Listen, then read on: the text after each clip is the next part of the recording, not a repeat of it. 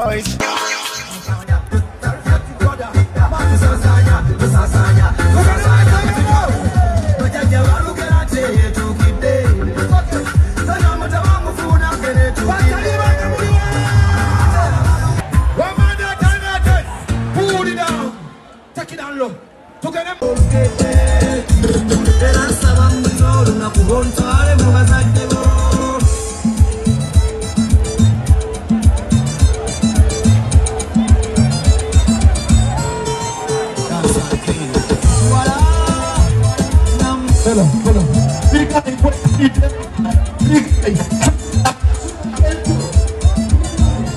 It's okay. Let me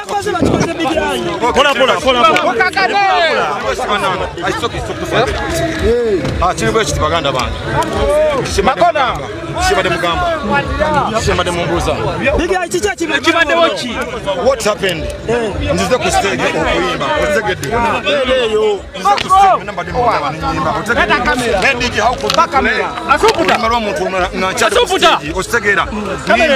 All the bouncers are on the stage. Stage badging brief is in us. I was so brief. Negative. DJ Okubocho Luyimba when I'm still on stage. Simani. Nenga Germany, my DJ official DJ one Ramukobie. I've seen him now pushing the side. Me, I sing with my official DJ. But how come?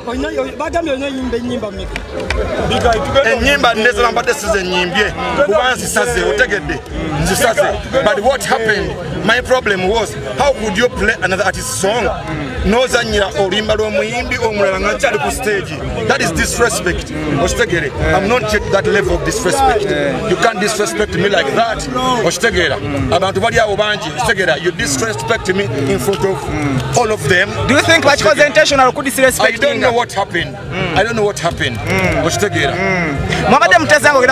Big Eye.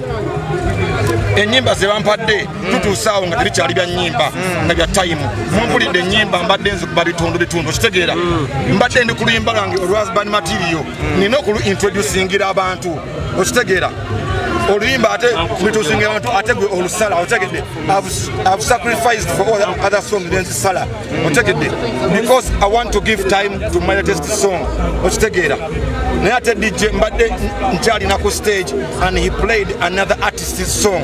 I was sorry to my brother Kenzo mbadde Nsongaki I didn't want it to happen like this but it is them who disorganized the show they were disorganizing the show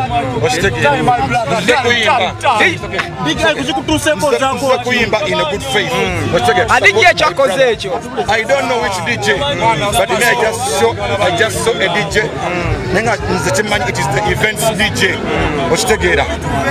Omuntu gwenda byeyo abantu nga bangi awo ne muntu gwenda byemu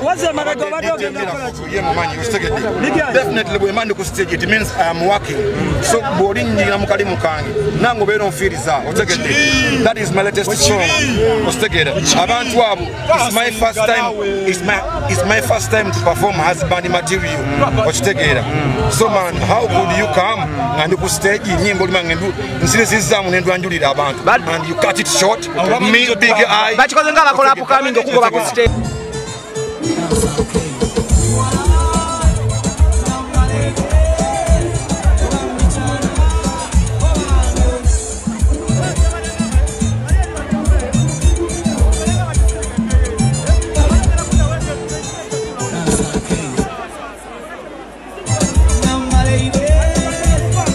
Big Eye abadde bulwayimba ku audience enene nga bamukuba obucupa eno audience gyabadde alina etamukubye bucupa emwaniriza so abadde ayagala kuyisawo oluyimba lwe husband material naye ng'obudde butono buli omu bamuwadde eddakiika nga mukaaga so kyenvudde ngamba nti bw'oba oli muyimbi ng'oli eyo bwe bakuwa eddakiika 6 oba oyimbiramu luyimba lumu oba 2 oba 10 kozesa ezo eddakiika so Big Eye alabika DJ akoze eki amukyankalanyiza naye ng'era byonna byebyo Big Eye yoyo kitegeera abadde awula aludde okulaba ku audience wetyo so abantu bamuyambe bamuleke alina first air audience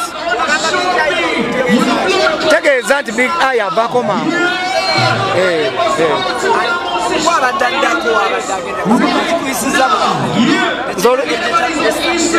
bwe mbanga nze mbadde nzirako nga Big Eye ali ku stage n'akyankalanya nze kinneeyimiridde luyimba lwange lwa mukomuko abantu balwaniriza era tewabaddewo kavuyo.